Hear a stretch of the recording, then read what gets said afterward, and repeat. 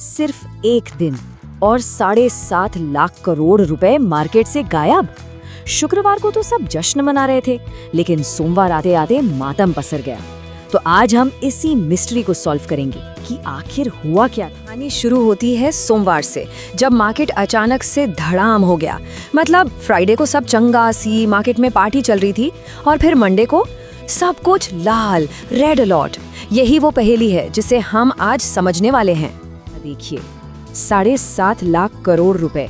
जी हाँ, ये वो रकम है जो सोमवार 8 दिसंबर को बस एक ट्रेडिंग सेशन में इन्वेस्टर्स की जेब से निकलकर हवा में उड़ गई। जबरदस्त। अब देखिए, यही तो सबसे कमाल की बात है। मतलब विरोधाभास देखिए, शुक्रवार को आरबीआई ने इंटरेस्ट रेट घटाए। ये एक बहुत बड़ी खुशखबरी थी जिसका सब इंतजार कर रहे थे। मार्केट ने जश्न मनाया, सब हरे निशान में बंद हुआ।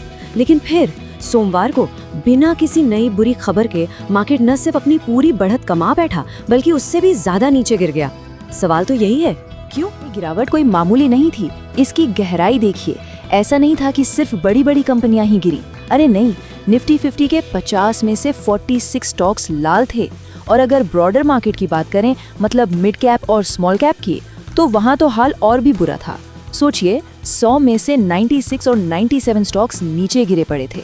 मतलब पूरी की पूरी। तो सवाल घूम फिर कर वहीं आ जाता है, जब फ्राइडे को इतनी अच्छी खबर आई तो मंडे को मार्केट क्रैश क्यों हुआ? चलिए अब इस क्यों का जवाब ढूंढते हैं। इसके पीछे के असली कारणों को एक एक करके समझते हैं। पड़ताल का पहला सुराग, और ये हमें देश के बाहर ले जाता है। देखिए, कई बार हमारे मार्केट में जो भूचाल आता है ना, उसकी वजह कहीं और हजारों मील दूर होती है। एक ग्लोबल ट्रिगर ने यहाँ सब कुछ हिलाकर रख दिया, और वो था अमेरिका के सेंट्रल बैंक यानी फेडरल रिजर्व की होने वाली पॉलिसी मीटिंग। अब डर ये था कि अमेरिका में बढ़ती महंगाई को कंट्रोल करने के लिए फेड इंटरेस्ट रेट्स बढ़ा सकता है। और बस इसी अनिश्चितता के माहौल में बड़े बड़े इन्वेस्टर्स ने सोचा कि भाई रिस्क क्यों लेना। उन्होंने नतीजा आने से पहले ही अपना पैसा निकालना शुरू कर दिया, मतलब सेफ। तो ये तो हुई ग्लोबल वजह। अब आते हैं दूसरे बड़े कारण पर, जो पूरी तरह से हमारा अपना घरेलू मामला था। एक ऐसी प्रॉब्लम जो हमारे अपने मार्केट के अंदर ही। जरा इस चार्ट को देखिए, ये साफ साफ बता रहा है कि इस साल मार्केट में आईपीओस की जैसे बाढ़ आ गई थी। कंपनियों ने आईपीओ से करीब 1.8 लाख करोड़ रुपए उठाए, मतलब पिछले साल के मुकाबले कहीं ज्यादा। अब इसका सीधा मतलब क्या हुआ? मार्केट में खरीदने के लिए अचानक से इतने सारे नए शेयर्स आ गए कि सप्लाई का प्रेशर बहुत ज्यादा। और ये बाढ़ कितनी बड़ी थी, इसका अंदाजा लगाइए। इस साल 100 से ज्यादा आईपीओज आ चुके थे। और मजे की बात ये कि जिस दिन मार्केट गिरा, उसी दिन 5 नए आईपीओ खुले थे। और तो और आगे आईसीआईसी प्रूडेंशियल का एक और बड़ा इश्यू लाइन में था।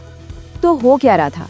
मार्केट में इतने नए शेयर आ रहे थे कि इन्वेस्टर्स का जो पैसा था वो बढ़ गया और पूरे मार्केट पर जबरदस्त दबाव बन गया। एक्सपर्ट्स का क्या कहना है वो भी सुनिए। अबैकस के सुनील सिंघानिया कहते हैं कि आईपीओज की इस बौछार ने इन्वेस्टर्स को थोड़ा डरा दिया था, उन्हें सावधान कर दिया था, खासकर उन कंपनियों को लेकर जो या तो बहुत ज्यादा महंगी थी या जिनके फंडामेंटल्स, मतलब कंपनी की बुनियाद, ज्यादा मजबूत नहीं। तो हमने वजह तो समझ ली, ग्लोबल भी और लोकल भी। लेकिन अब सबसे बड़ा सवाल, आगे क्या? क्या ये गिरावट और बढ़ेगी? चलिए देखते हैं एक्सपर्ट्स का इस बारे में क्या सोचना है। IndiaCharts.com के रोहित श्रीवास्तव का कहना है कि निफ्टी 25,800 से नीचे नहीं जाएगा। उनके हिसाब से लॉन्ग टर्म में घबराने वाली बात नहीं है। ये जो हो रहा है इसे वो कंसोलिडेशन कह रहे हैं। मतलब मार्केट एक रेंज में रहकर खुद को स्टेबल कर रहा है, और एक बार ये फेज खत्म हो गया तो फिर से एक अपवर्ड मूव देखने को मिल सकता है। ज्यादातर एक्सपर्ट्स का यही मानना है कि ये कोई फ्री फॉल या बड़ा क्रैश नहीं है। हाँ, थोड़ी उठापटक है, वॉलेटिलिटी है, लेकिन मार्केट की जो बुनियाद है वो स्टेबल लग रही है। इसे करेक्शन या कंसोलिडेशन का दौर मान सकते हैं। तो इस पूरी कहानी से, इस पूरे एपिसोड से हम क्या सीख सकते हैं? इसके की टेकअवेज क्या हैं? चलिए उन पर एक नजर डालें। तो देखिए, 3 बड़ी बातें समझ में आती हैं। Number 1, global economy. अमेरिका में कुछ होता है तो उसका असर यहाँ भी पड़ता है, मतलब हम अलग थलग नहीं है। Number 2, local pressure. जब मार्केट में आईपीओस की बाढ़ आ जाती है तो सप्लाई डिमांड का खेल बिगड़ जाता है, जो मार्केट को नीचे खींच सकता है। और नंबर 3, जो सबसे जरूरी है, इन्वेस्टर साइकोलॉजी, मतलब डर का माहौल किसी भी अच्छी खबर पर भारी पड़ सकता है।